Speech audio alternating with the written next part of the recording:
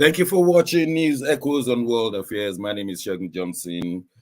Today we're going to have a look at different issues ranging from international politics to international music. I'm so glad you're watching. In the studio with me is from faraway Toronto in Canada is our man Sir George. George, you're welcome to the program.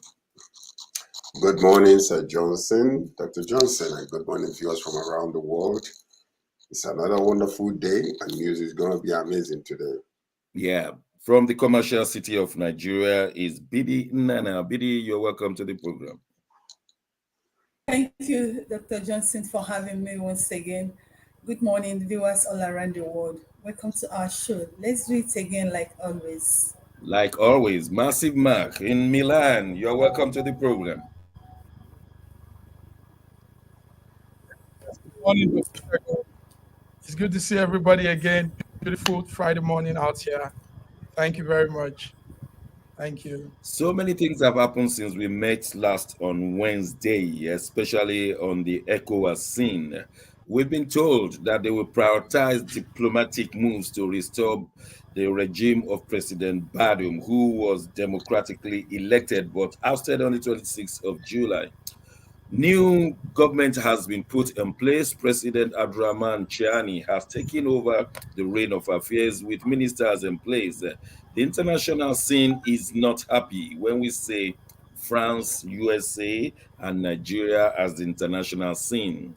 ECOWAS was led by their chairman, President Ahmed Tinubu, yesterday, and they resolved that everything must be done to restore the presidency of President Bazoum. We'll see whether that will work. But he has also, as the chairman of ECOWAS, as the ECOMOG standby force, to be ready to move in to Niger. Whether that is a good move or a wrong move, we are yet to see. However, the ECOWAS agreed to get the backing of the United Nations and the African Union. The question here is, will this be the new order? Once there is a coup in a country, then the military will move in using the United Nations or the AU to be the smoke screen to back them up. We saw something like this in Libya when Gaddafi was having problem, and the United Nations was approached, and the United Nations asked them, those who are fighting Gaddafi, never to use aerial war, but they use aerial war. But let me leave it to my colleagues. Sir George, you watched what happened yesterday in Nigeria. I mean, the ECOWAS. What are your thoughts this morning? My thoughts are the same as it has always been. This is a very stupid move. It's a very ignorant move. ECOWAS members are just trying to protect their own selves. They're not protecting the people. Ever since this particular coup took place, nobody has ever said, what is it that brought about the coup? What are the mess that has been going on in this country? Whose puppet was the former leader of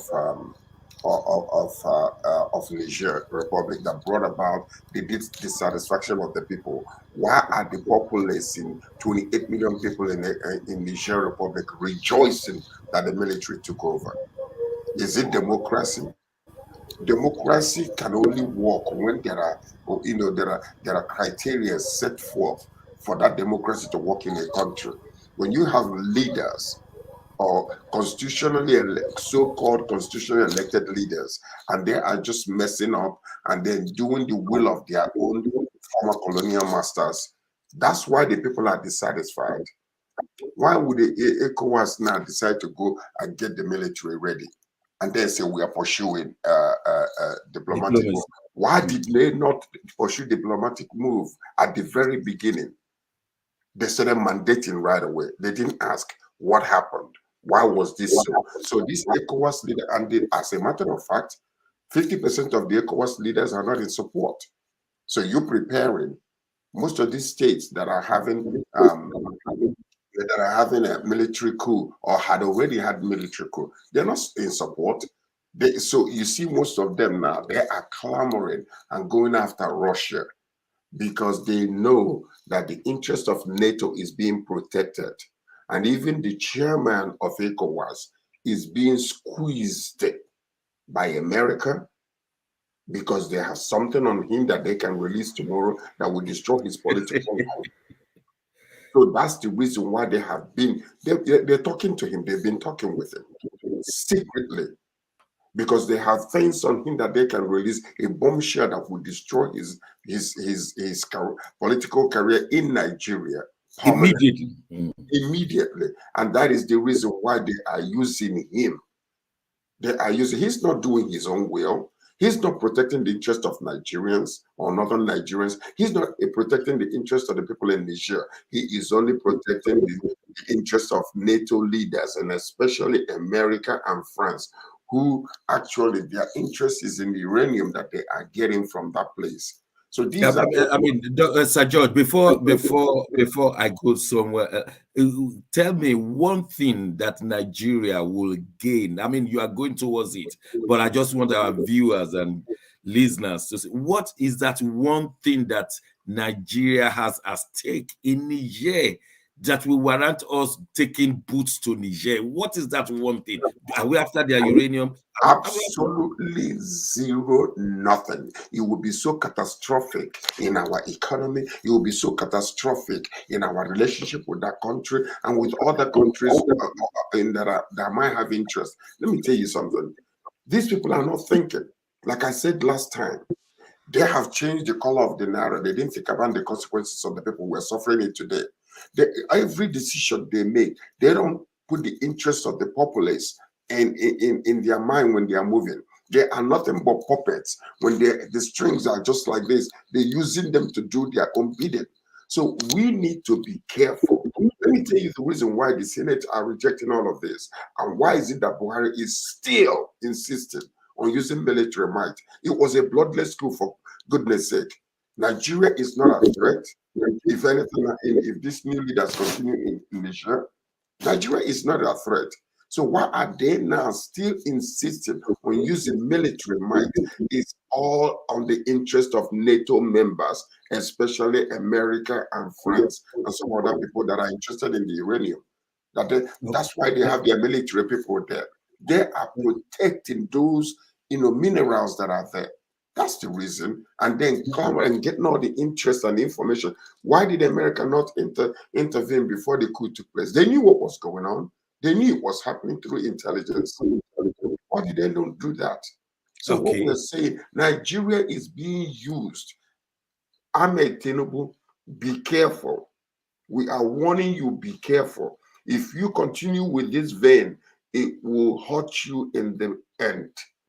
And you never know how a war will end. You never know. You never know how. Look at the case of Afghanistan. Look at the case of Libya. You will never know who will gain. Everyone is in for a disaster. You never know. If a single gunshot is shot in that country today, watch. Russia will be the king. Watch. They're already flirting with the people. Let me move quickly, massively to Massive Mark, because you are closest to France. France is the one causing this trouble. Is it their ego being hurt or what? What is the role of France trying to get this thing back? Now, listen carefully.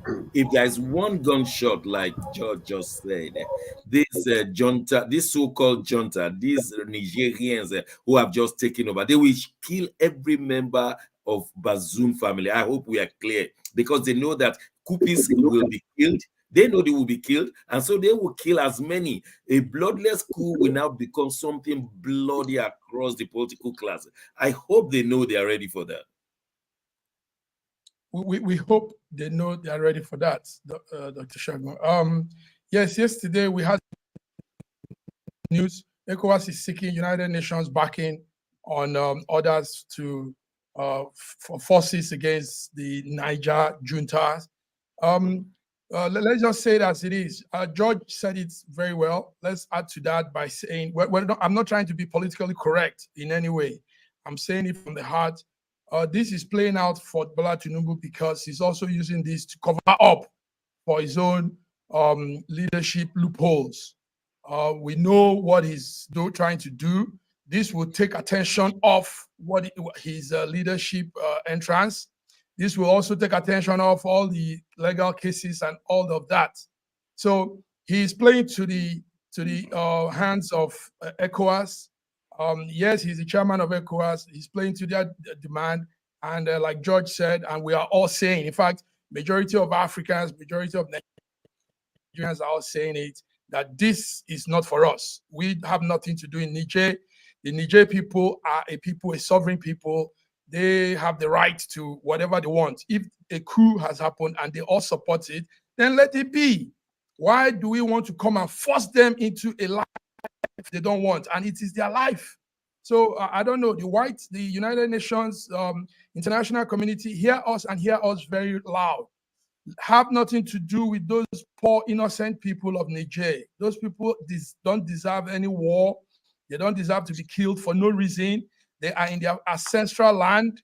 They want to live their life, and you have no business interfering with their lives. France has done enough. I live close to France. I have family in France, but France is not helping in this issue. France is only milking from these people and not interested in the life of the ordinary people of Niger. So, Dr. Shegun, we don't want to be politically correct. A lot of time, people want to sound very diplomatic. We don't want. Thank you. Thank you. Bidi, I don't know how much the people in Lagos, they are aware that the government in Abuja is taking them to war. Let me make it plain. The Nigerians, they know that they harbor Boko Haram, they harbor ISWAB, they harbor ISIS, and if all of this should mix to be one, don't forget that some of them are part of what we call Boko Haram, part of ISIS.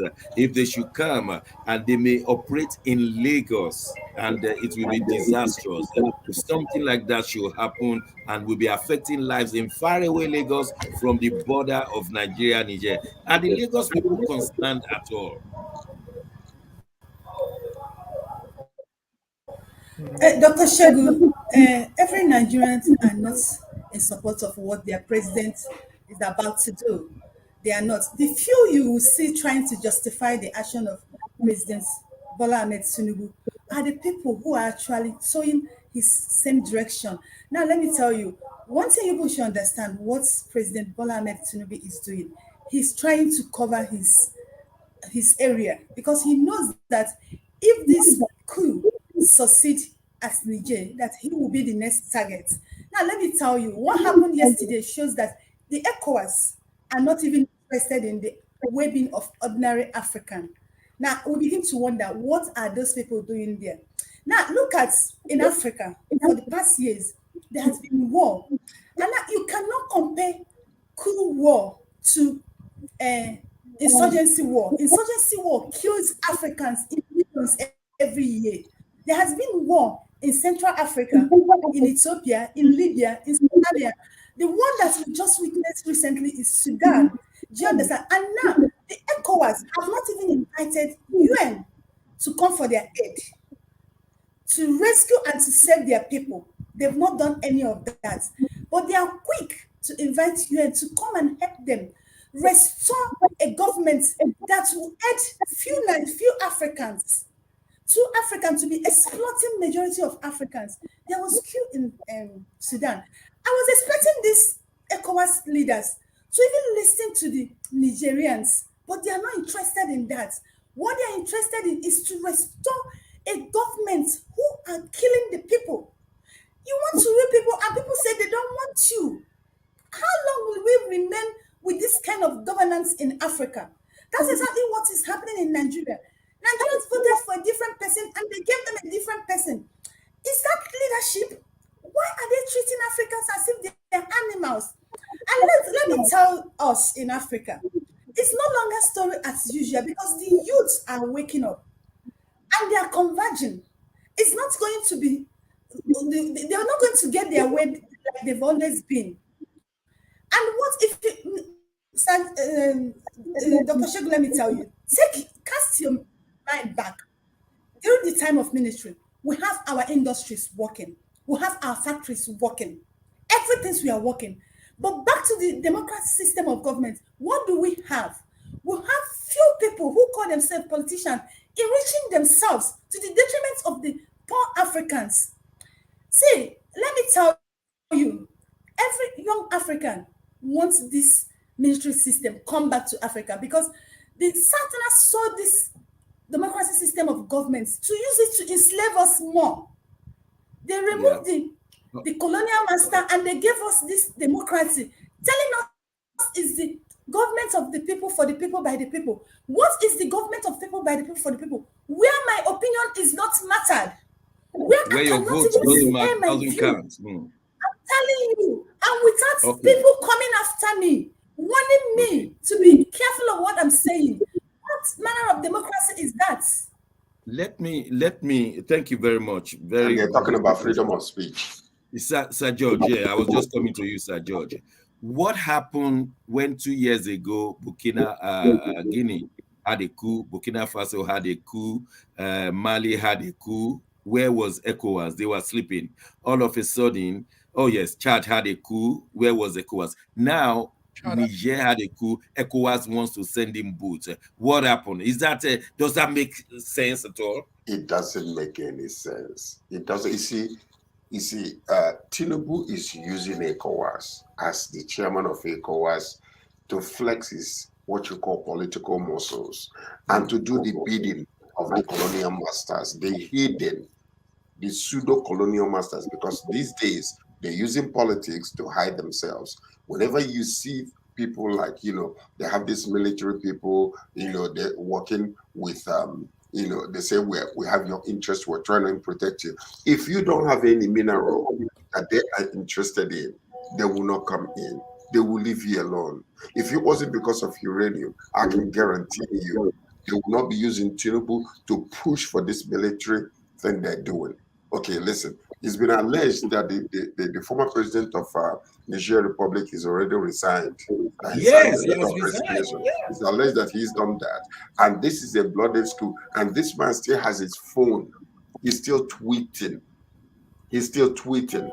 Tell me, bloodless coup. What interest, what danger is there to neighboring countries that they will attempt to put military boots close to that country? It's a sham. They are the masters, the hidden masters are using these people, and because they're protecting their own interest. These are corrupt leaders. Say it like it is. They are corrupt leaders, and the worst part of it. All of a sudden, Ahmed Tinubu finds himself relevant within the international context. That is exactly the point there, because of his illegitimate position as the leader of Nigeria. So he's trying to mask it and push this thing so that he will flex that political muscle. And let me tell you, it is France, and it is France. You remember, where has he been? Where did he spend most of his time? Where? Before the oh yes, it is France. Yes, France. That's true. Who saved his life? Who fattened him up or made his cheek and stomach to come out? Wasn't it France that did it? He's protecting their interest with the interest of America. That's what we see here, and we must expose this crap. And thank you, Ziyad Kayali, who say, hope ECOWAS keep their hands off you and waking up the people of Africa. This is what they are trying to do. But we say no. Because this may lead to West African revolution of the people if they don't take care. Let me also add. Let me add to what George is saying by adding that for the first time in history, African youths and in fact, let's say the African populace, a large number of the African populace are in support of this whole thing, and we are all saying, international community, back off from our continent. This is the first time we're seeing this.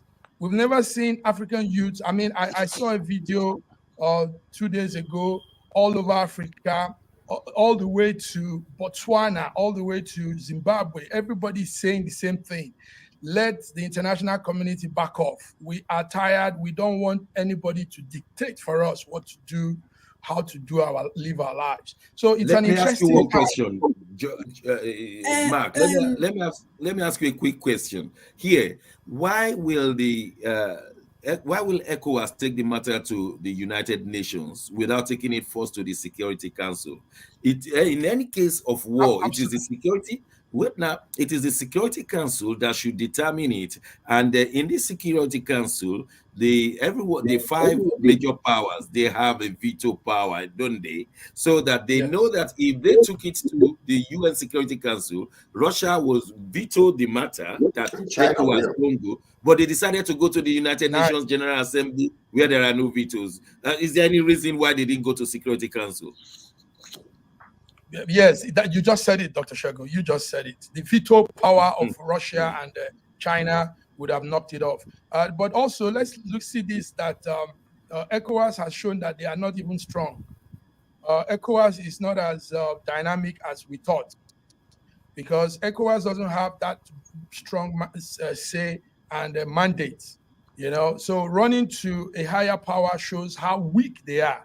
And because they are weak, they should back off this whole issue and let Nigerians be. I don't Thank even you. know how they can do this one, because yeah, it's a judge. You want to say something? You know what? The reason And they can the reason Okay, I'm why coming they to you, BD, cannot in 1 second. Yeah, the reason why they cannot back off is yeah. because someone's interest is being protected. Somebody is using this thing as a cosmetic veil to cover the political issues that he's facing in Nigeria. Listen to this. Listen to this. The northern governors came together and say, please don't allow this to fester. Don't allow it to go further. We have relatives across the border to Niger. Including President Buhari. He has Can you relative. He imagine? has a house there. And then with all of that, you're still pushing. Who is puppeting you around? Who is using that strength to control your decisions? Because they have a dossier on you that if they release it, you'll be a bombshell that will destroy you forever. We know this thing, President Tinubu. Be careful. BD. Yeah, thank you, Sir Joe. BD, the President Tinubu government is shaky at the moment. He could not even put together ministerial cabinet. People are attacking him that he only gave 5 ministers out of 46 into the southeast, and the rest, most of them in the Yoruba sector. Secondly, El Rufai, a major northern Fulani, has just withdrawn from being a minister. Also, he had to remove a lady from the screening, and things have not been going on well. 2 of his nominees have been rejected by Senate. Tell us, how strong is this Tinubu cabinet or Tinubu administration, and how can it then go to war? one thing you should understand, that's actually what is playing out in Niger. Tinubu government, it's just a government of compensation. That's one thing you people should understand. He's not there for the interest of Nigerians, just like it's playing out in the whole of Africa. They are not going to Niger for the interest of Africans. Now, appointing just 5 ministers from the southeast, he even tried. I want to be candid with you. I want to be candid. If you're from anybody from the southeast, you should not even be expecting them, because let me No, be it's frank a with you. constitutional matter. Tinubu There heritage, must be a minister from every state. but It's a forget constitutional. it. Excuse me, Dr. Shegu, wait. Let's forget about the constitutional matters. It started from Buhari. How many of them have obeyed the rule of law in Nigeria? We no longer have law. They come into the government and they do what they want to do. He inherited the hatred Buhari has for the southeast, for the Igbos. He inherited it. Do you understand? And even giving them 5, I'm even surprised. Like a lot of youth are saying that Ohanaeze is even speaking for themselves, that they were not even expecting him to give to the Igbo at all, because he said it. He said it. He didn't So hide tell it. us about Do this. you Tell understand? us So about saying that Rufai. So what happened to Rufai? Why did he now my withdraw? Rufai case, you remember it was a senator from Kogi that objected the Rufai confirmation. That was how it started. And it took them some days. When they were confirming other people, they did not confirm him. It took them some days before they confirmed him. Now, what me I'm saying, I don't know, that is my personal interest. What me I'm saying is that Tinubu is a strong force. If Tinubu wanted Rufai as a minister, he would mandate them, because we already have a rubber band stamp Senate members. He will mandate them to take him.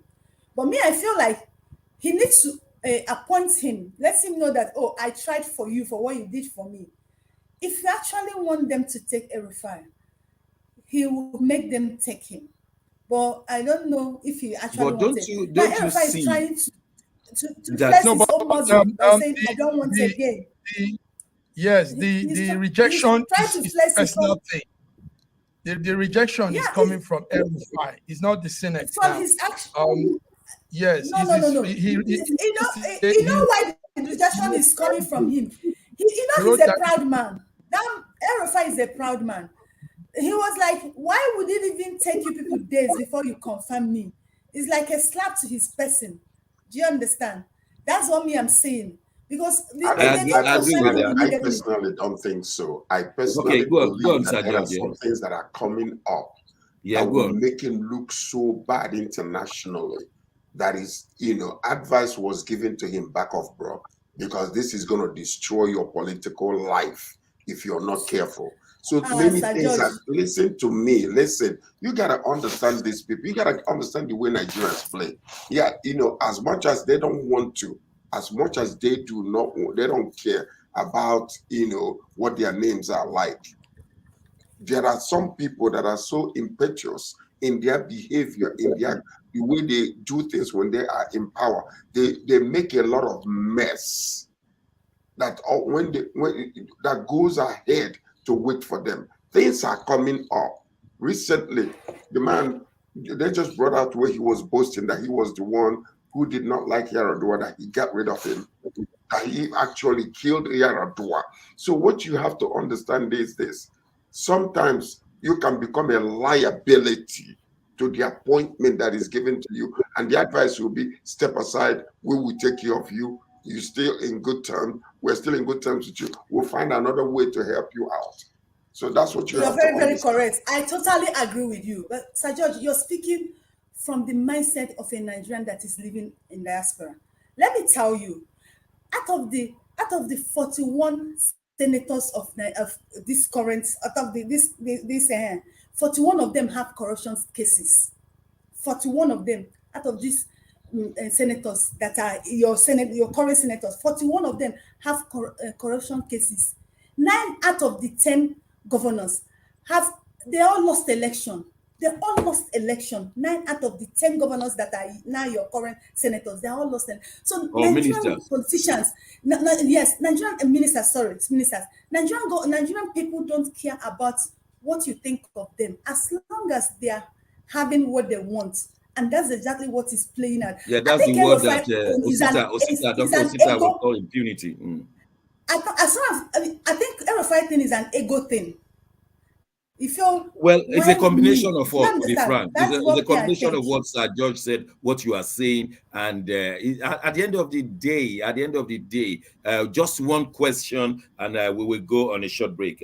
At the end of the day, Massive Mark, this is the question: is Nigeria strong enough to go to war in West Africa? Because Mali, Chad, Burkina Faso, Guinea, they are going to support their brother in Niger, and then before you know it, it will not be ECOWAS versus Niger. It will be West Africa versus West Africa, and it cuts across. But Nigeria is surrounded by francophone states.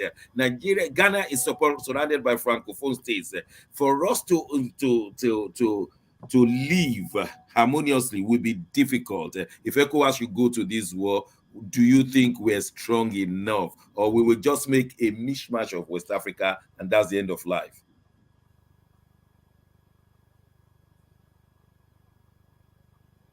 Mark, we can't hear you. Sorry Mark, for that. Yes, now you can hear me. Now, Yeah. talking from the military point of view, Nigeria has a very strong military force.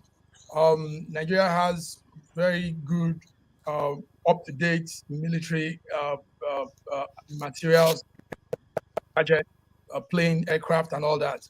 So, but it's an ECOWAS thing, not Nigeria. And it will need ECOWAS to support and finance the war. You take note that in this case, the army that will be used are supposed to be ECOWAS military army. So Nigeria might not have much of an impact if it's going to be strictly on ECOWAS. But like we've said before, George, everybody, even the commentator from the view, we don't need this. at this point in time, have more deeper issues. So if we try Well, this, we might really lose we a lot. hope. Thank you very much. We hope those those in Abuja are listening, because if you think you are just walking to Nigerian and then walks out, it's going to be dangerous. It's going to be West Africa versus West Africa. Don't go away. We'll be right back after this short break.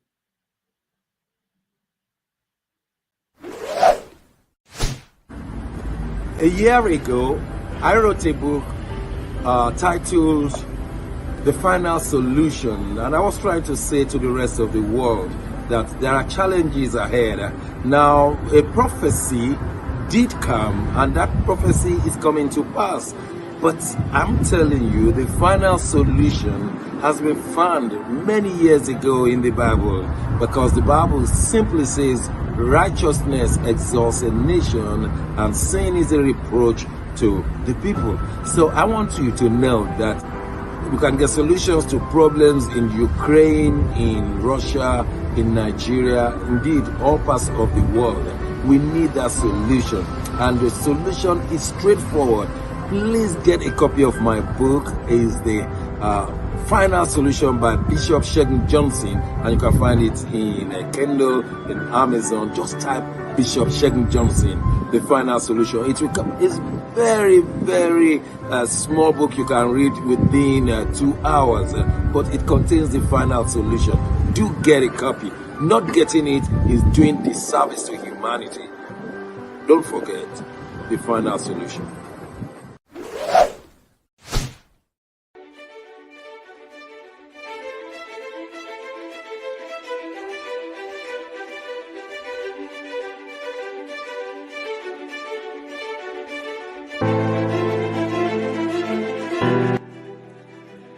Hi there, I'm Mary Keurig, and I am a businesswoman in the United States, but I'm also the Global Content Vice President for the Sub-Saharan Open University in Nigeria.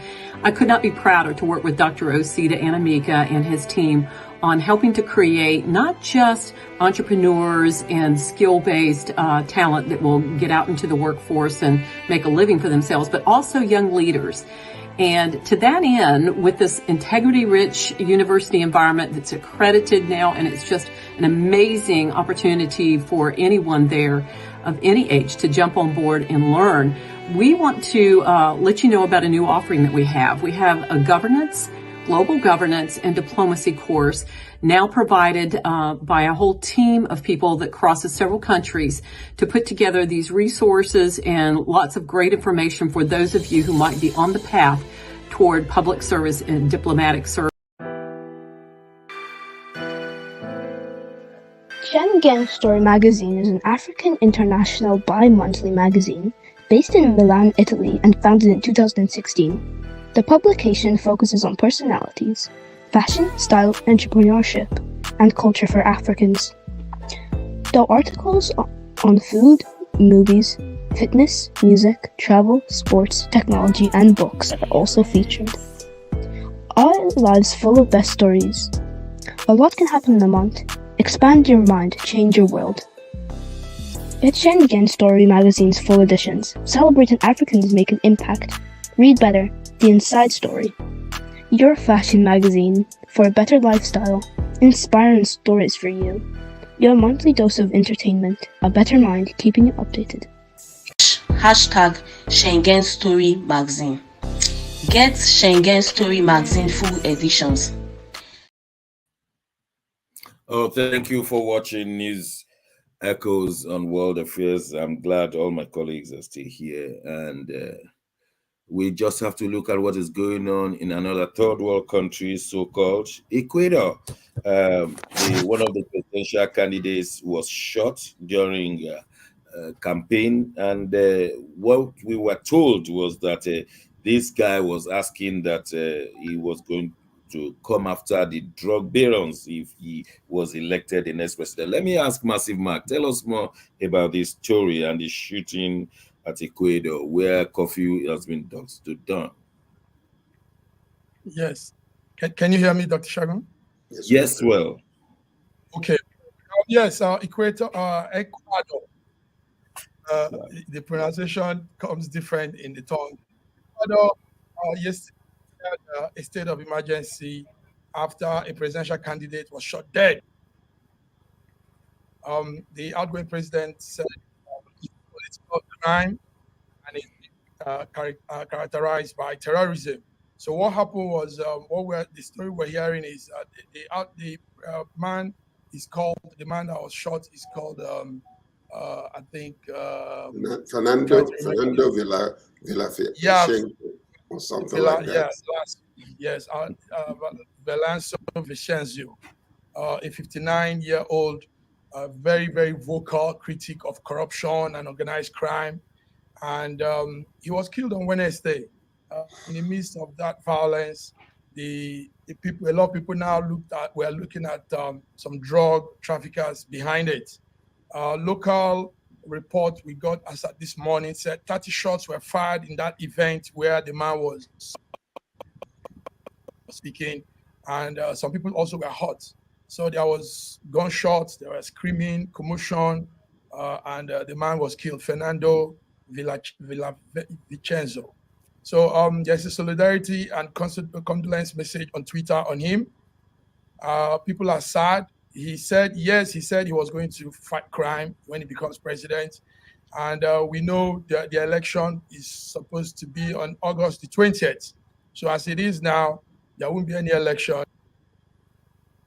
And people have to stay indoor as the curfew remains, the state of emergency continues. So this is what we're seeing in Ecuador. Very terrible story there. The wife and the daughter, and people are all really feeling bad about this whole thing because there were actual real appearance that he might have become the next president. So that is it, Dr. Shegun from Ecuador. Well, thank you, Sir George. Was this really against the drug cartel, or it could be someone who doesn't want him to be a president, and drug cartel could just be an excuse? Well, there is no telling. FBI must be there by now. So evidently, they're going to look into that. But whether we will know the actual facts behind the assassination, whether we will know the truth or not, we don't know. Because it could be because he was saying that he's going to fight the drug cartel, and that was an opportunity to be used to destroy him. But who actually ordered the bullets? We don't know. It could be from politics. It could be from economy. The drug cartel. So there is no telling actually, unless we know the true facts and if it will ever come out. Who ordered the assassination? We don't know. It could be from politics. It could be from the drug cartel. We don't know that yet. But what we know is that there is a state of emergency, and then we also know that FBI is on their way. They must have already been there by now, so to help to investigate the crime situation. Thank you, Bidi. We just have problems with democracy in the third world countries. Here we have Ecuador struggling with democracy. But yet there's no better way of running the government, or let me put it succinctly, no better way of changing government without democracy. What is it that we have not yet known about democracy in the third world? What we have not yet known is that the leaders of the world, the Western world, are drunk of power. All they are interested in is to control all this third world country. And it's so unfortunate that the third world country themselves are not helping themselves. Look at the Ecuador situation. Somebody is coming up to make your country better, but you don't want such people. Drug is known with that country.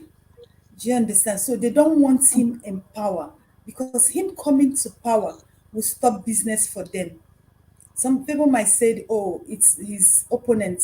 But if you look at everything around the man's speech, his campaign, his rally, everything is bringing down these drug barons. But recently they said 6 Colombians has been arrested over his death. They have close boundary with Colombia. So Let's look. I hope they said they will fish out.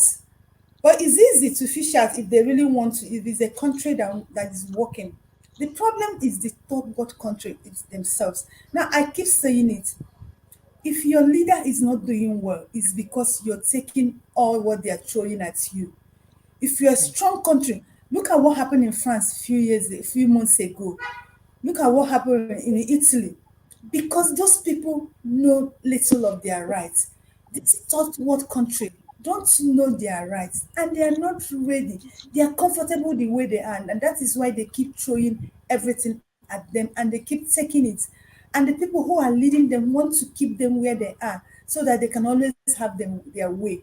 So the problem majorly is the Western world who want to control the third world country. They don't want them to Yeah, get yeah, up. especially the South Americas. The United States have been very much interested in who becomes what, and I'm talking of decades down the road. We remember Allende's Chile and all the rest. But what you have said has struck me, and Sir George, I'm coming straight to you. BD says something important there. It reminds me that democracy depends on high level of honesty.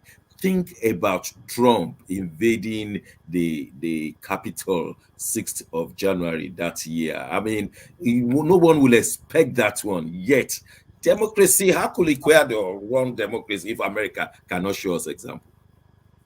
Well, you see, what it is this, and I will say this quietly. Something is happening around the world today. And I know we are blaming the Western world. We cannot blame the Western world. If you guys are fools, they will continue to take advantage of you.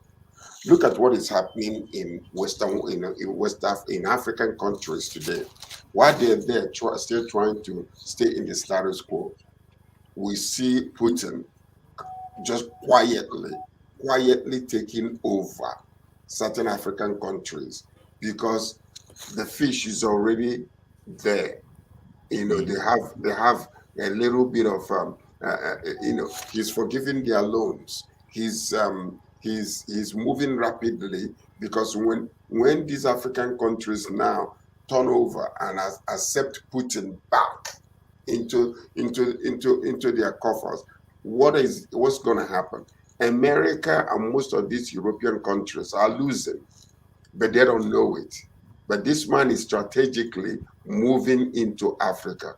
And tomorrow, when they start taking over, when you're forcing a nation to abandon their customs, their culture, their belief system, and want to choke them, even the World Bank now is choking most of the West African, some African countries and trying to force them to adopt what they have rejected. What are you going to see? They will go to somebody who is going to, allow them to grow on their own, not to force them to do something. So what we are really seeing, I do not blame America. I do not blame England. I do not blame any of these countries that are doing what is best for their own interest. I blame the stupidity of our leaders in Africa. While one may agree with Ignorance. you, but why can't we be our brother's keeper? Our brother doesn't know mathematics. Can't we help him to understand mathematics? Well, they're doing it in their own way. If you refuse to learn, they give you democracy, but you want to take part. Why do you think there is a rise in coups in African countries or in most of these countries? It's because of corruption. Let's face facts. Yeah, That's yeah, it. I will agree with People that are being 100%. neglected. People You are get tired. power. People are tired.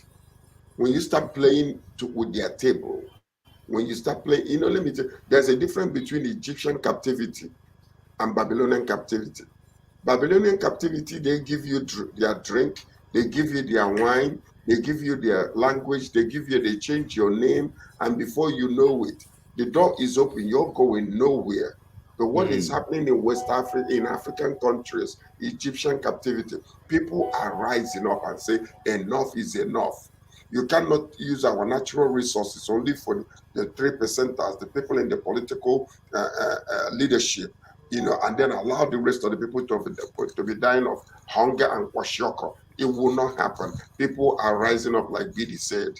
So Yeah, this is what's yeah. happening in Africa. Biggie opened something big there. Now, let me use this opportunity to welcome our dear medical doctor, Dr. Godwin Ibe. Good to see you all the way from Moscow. Thank you so much for having me. Good afternoon, everyone, or morning, wherever it is, whatever it is over there, and good day, viewers, for tuning in. We really, really celebrate you because we know that you have a lot of work to do helping people out there and yet coming to participate. And so I'll go straight to what I've been waiting for you. I've been praying that you come. Let me just say the truth because it appears Russia is pounding them in Kharkiv. Tell us more. Well, you see, this war, it unfortunately a lot of people, a lot of lives are lost. But and it's a very very sad thing. I've always pushed for peace through diplomacy. But we also understand that when somebody is at your doorstep, in your backyard, you cannot afford to fold your hands. And one might say, well, that is another country, but we also understand that big geopolitical powers don't play by traditional rules. We've had 9 waves of expansion of NATO, and since the fall of the Soviet Union, we've had 6 waves, with the 6th one being in 2023. So if we say from the beginning, from the fall of the Soviet Union to the launch of the special military operation by Russia, we had 5 waves of NATO expansion, with the last being the Georgia-Ukraine expansion, which Putin, in his famous speech in 2028, raised all the alarms and said, come on, guys, you're coming to our border, not just our spheres of influence, but in reducing reaction times by your deployment of so-called defensive weapons, which can be changed to offensive weapons at any point in time. We just upgrade of software without even change of any physical parts. Okay, let me ask you a question, please. Is the world turning to a Hitler's world again? Hitler wanted to rule the whole world and they stopped him. Why will NATO want to do the same? Because it's not just to hands off Russia just like that, but to listen to Russia as well. Is NATO trying, if this what you have said is true, and they are getting closer and closer where they could just overrun Russia in 5 minutes, why will they be having that thought at all when we just forced a war 1945 ended in 19? Why will they be going that one? Well, that is a question that is best put to them, who are so who are so fascinated by the idea of expansion, not taking into account of other also large geopolitical players. You know, we used to have diplomacy for thousands of years till the fall of the. It seems like since since the end of the Second World War, this whole power brokering, died away and was replaced by all sorts of strange ideologies. Up to the point of the fall of the Soviet Union, there was mutually assured destruction. It was one of the bases for peace. You understand that, well, we are a nuclear power, you're a nuclear power. There are some rules of engagement, and if you can't go through this. Just like as much as Ukraine will want NATO to intervene, they will not intervene because they understand the limits of the whole intrigue and the whole weapon supply. They understand very clearly the limit when dealing with a nuclear power. So of course, it's a very sad occurrence not to respect these strategic interests and red lines of other powers, and this has led to what exactly we are in now. We also understand why would they be following this kind of ideas? Serious, I'm talking of America. They've been doing it, they've been strategically, systematically doing it to encroach Russia. I don't know, I'm just trying to learn. Now that Russia has reacted and pandemic. As much as a lot of people who like to hypocritically blow up the Ukraine war as this act of this and act of that, they forget that on a daily basis, this same thing happening in Ukraine, the Ukraine has been happening and is still happening around the world. It's just that what the media wants to focus on, short-sighted people just tune out of everything and tune into what the media wants you to tune in. The reason why we are all shouting now is because, well, it's now coming to our own backyard in Nigeria. well, we now border Niger, and it's now it now involves us, and then we are all now too concerned. Because when it was in somebody's backyard, not ours, it was all totally fine. Now, the usual non-supporters, the usual enemies, anti-Russia, anti-Putin, anti-war, all of a sudden, they're all coming around and saying, well, backyard is backyard. All Well, of a sudden. before I leave this topic, Doctor, you know that Poland has reacted by bringing 10,000 troops to Belarus. This thing is not going to be funny for anybody. It's going to be worldwide. Are you aware? Yes, they've been floating all sort of strange ideas. This last one they floated was called Coalition of the Willing. Very instead of NATO intervention, but intervention of the coalition of the willing. And we cannot doubt, we cannot pretend that we do not know Polish Lithuanian ambitions. They've had a dynasty. They fantasized before Ukraine and Poland was partitioned. Closer to the Second World War. They always had this expansionist idea, and taking a portion of Western Ukraine would definitely be a great idea to them. Okay. And so any pretext for sorry, attack, I don't of have course. to stop you there. Yeah. Just quickly, Sir George, in 1 minute, if you can, where he mentioned, Dr. Ebe mentioned the measures they put in place in past years, the strategic arms limitation talks 1 and 2, they all failed, and we're now finding ourselves in almost the Third World War. Why did all this fail when they saw it coming and they put things in place? Do we know? You see, when I talk about the sign of the times, I know we don't talk about religion here, but there is a preparation for the man of the hour that is coming to rule the world. Mm. And that is the reason all of a sudden what democracy used to do in the past is no longer the interest of the people because of the leaders' corruption. So you're seeing the types of Trump who wants to be a dictator. And then this is something that is all paving the way for the man who will eventually emerge to combine one world religion, one world ruler who will rule the whole entire world. One world government. One world government that will mandate, and if you do not obey the rules of that one world government or one world ruler, you will not be able to buy, you will not be able to sell. We are blinded to the preparations that are taking place. It is the will of the people where they are rejecting democracy and adopting one leader, forceful leader who will come now over and possibly. Well, Sir George, I know that you just said we don't speak religion, and many people will not understand. I do understand, but many people will still know. Maybe we'll give you more time in future, because I'm about to jump to Bronx in Brooklyn. What happened 50 years ago to the day? Massive Mark, what happened with your bell bottom trousers?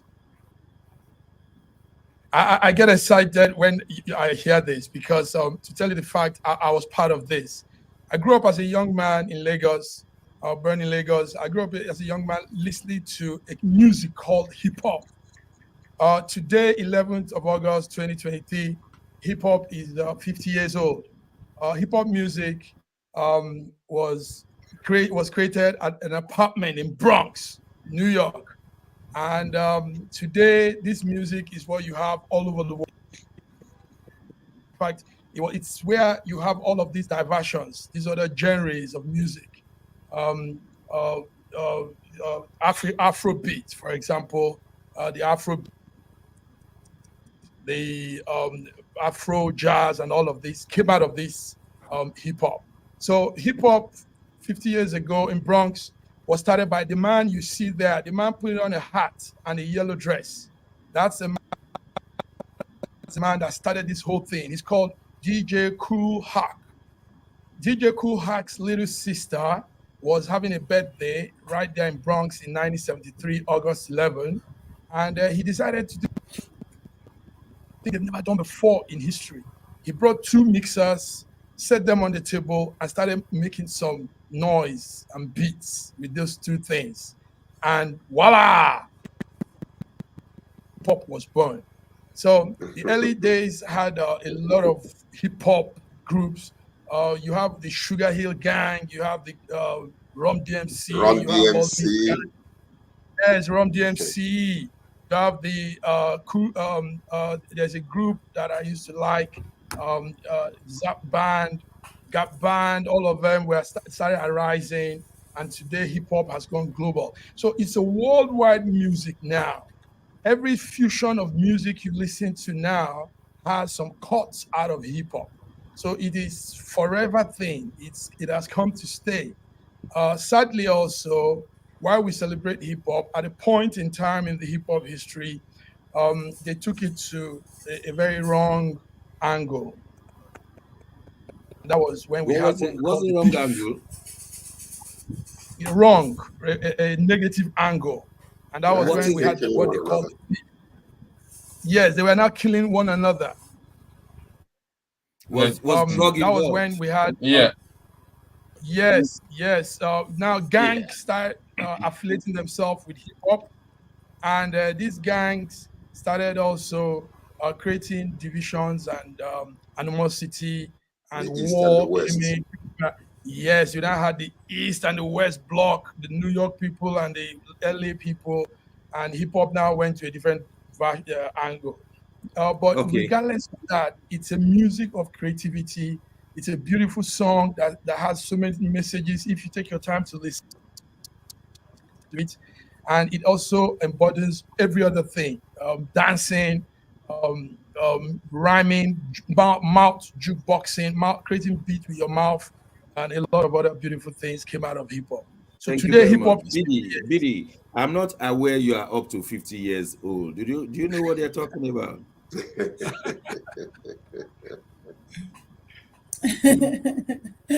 I'm not up to 50, but at least I know about hip hop, and at least Okay, I've read tell about it. us from When your own angle.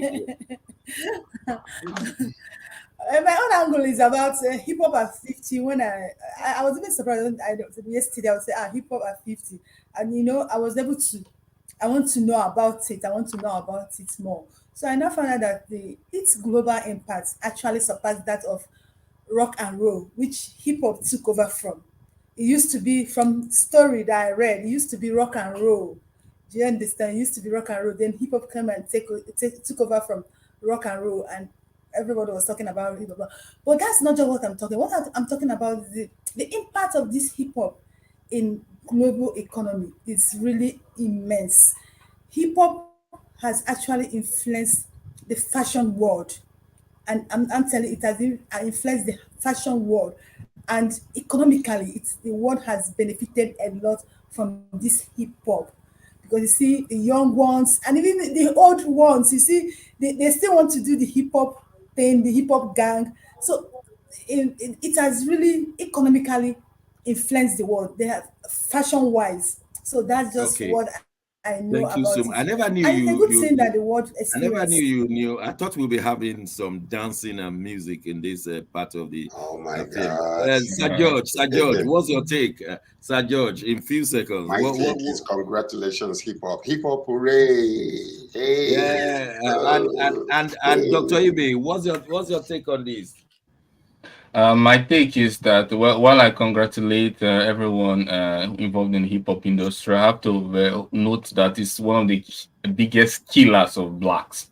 Half of all deaths of hip hop stars are homicides, and the average life expectancy in the hip hop industry is 30 years. Wow. 25 to 30 years.